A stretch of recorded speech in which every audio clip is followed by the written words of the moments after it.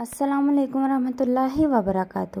ایک بادشاہ تھا جس کا ارادہ اپنی مملکت کی زمین کی سیر کا اور حال دیکھنے کا ہوا۔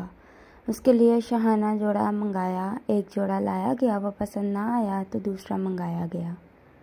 الغرض بار بار کے بعد نہایت پسندیدہ جوڑا پہن کر سواری منگائی گئی۔ ایک عمدہ گھوڑا لایا گیا، پسند نہ آیا، اس کو واپس کر کے دوسرا پھر تیسرا منگا لیا گیا۔ جب وہ بھی پسند نہ آیا تو سب گھوڑے سامنے لائے گئے۔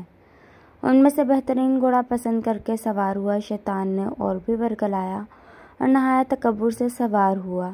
ہشو قدم فوج پیادت ساتھ چلی، مگر بڑائی اور تکبرائی سے بادشاہ ان کی طرف دیکھنا بھی گوارا نہ کرتا تھا۔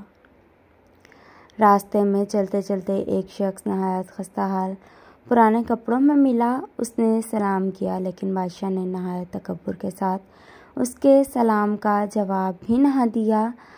اس خستہ حال نے گھوڑے کی لگام پکڑ لی۔ بادشاہ نے اسے ڈانٹا کہ لگام چھوڑو، اتنی بڑی جرأت کرتا ہے تو؟ اس نے کہا مجھے تجھ سے ایک ضروری کام ہے۔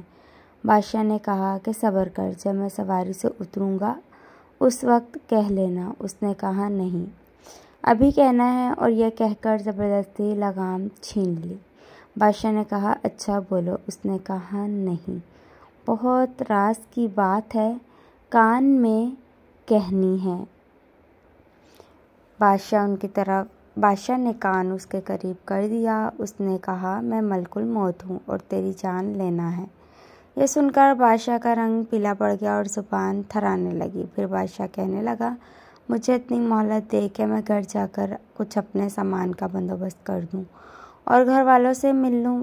فرشتے نے کہا بالکل مہلت نہیں ہے، اب تو اپنے گھر کو اور سامان کو کبھی نہیں دیکھ سکے گا۔ یہ کہہ کر اس کی روح قبض کر لی اور وہ گھوڑے پر سے لکڑی کی طرح نیچے گر گیا۔ اس کے بعد وہ فرشتہ ملک الموت ایک نیک مسلمان کے پاس گیا۔ وہ نیک بندہ بھی کہیں سفر میں جا رہا تھا۔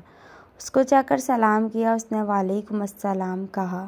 اس نے کہا مجھے تیرے کان میں ایک بات کہنی ہے۔ اس نے کہا کہو، کیا بات کہنی ہے؟